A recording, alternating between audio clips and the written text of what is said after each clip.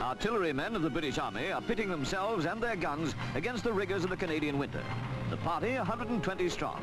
For a month at Camp Shilo, Manitoba, they're finding out what war would be like in subarctic conditions. What did they have to leave England for?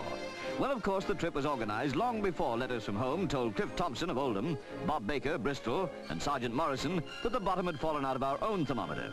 And let's face it, it's a heck of a lot colder there than here. Now for some practice with the 105mm howitzers.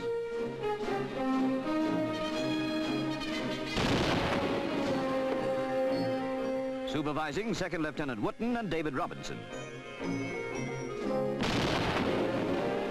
Firing's only one part of the exercise. They had to learn how to live there with no more than tents to sleep in and how to be mobile enough to move at once on receiving orders.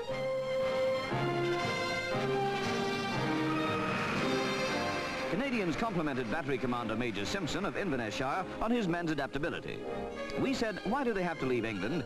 Well, we'll tell you. In Manitoba, it's 30 below freezing every day, and colder at night.